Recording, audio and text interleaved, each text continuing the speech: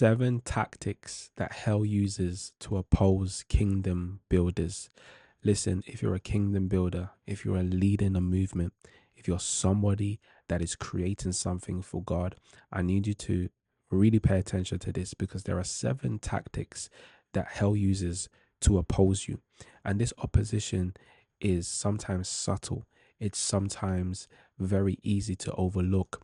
But I want this video to highlight some things, because you're not crazy at what you are experiencing, the resistance you are experiencing, but you need to be enlightened and aware of the subtle tactics that can creep in and almost halt what God is building through you, because you are not just building, but you are in the war. And just like Nehemiah, he had to build with one hand and fight with another. This is the space that you are in. So I want to give you 7 tactics hell uses to stop you. And the number 1 tactic is mockery. In Nehemiah 4:2, you see it's saying, "What are these feeble Jews doing?"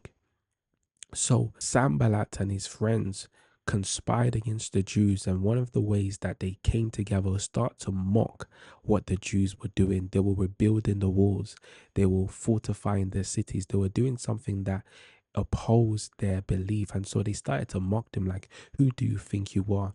This is where people question your capacity, they question your calling, they question your resources. They're gonna do all that, but you don't have this. This is a mocking and even a minimization tactic that hell uses to make you question and to make you even doubt and even halt what you are building. But you need to be aware and you need to continue building, especially if you know you're building with God. Number 2 is distraction dressed as opportunity.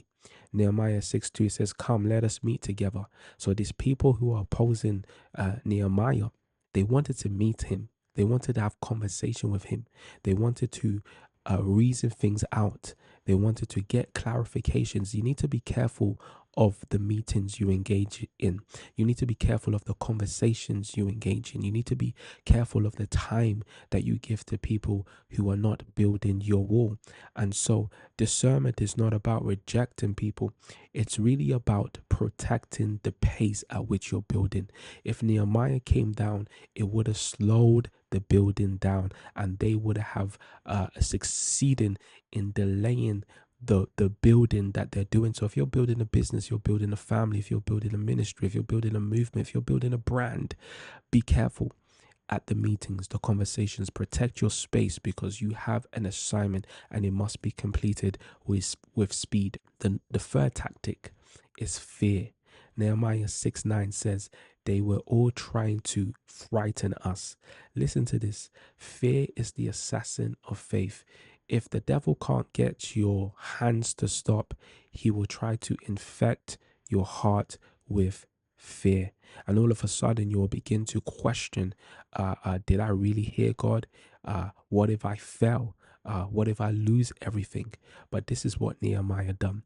He didn't have a conversation with fear. He didn't try to negotiate with fear. He prayed for strength, and he said, "God, strengthen my hands," because the depth of your strength will give you the capacity to overcome the stronghold of fear.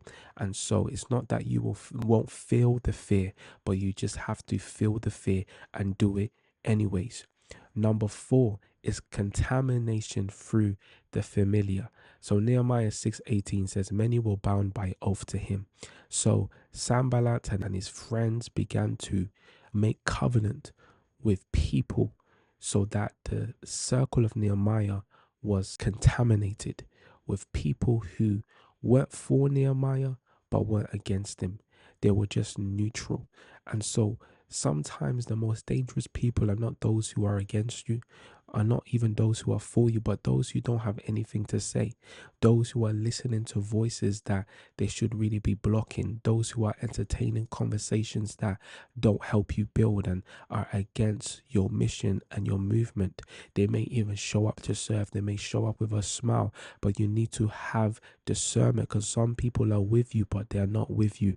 Their hearts are divided in loyalty. They may speak, but their speech is clothed in a camouflage, but the intention of their heart is not pure and is not protected. And so you need to be careful of those contaminations, because they can poison the foundation of what you're building, because you cannot build on a divided, on a fractured foundation. So make sure you check in with your people, your team. Are you still with me? Are you still for the vision? Number 5 is prophetic manipulation. Nehemiah 6:13 says, he had hired to intimidate me so I would sin. So here, Sanballat hired a prophet, and the prophet was now saying, hey, Nehemiah, come down from the wall. I have a word. Let's go to the temple. I have a word for you. God is saying this, God is saying that. You need to understand this. Not every word is from God.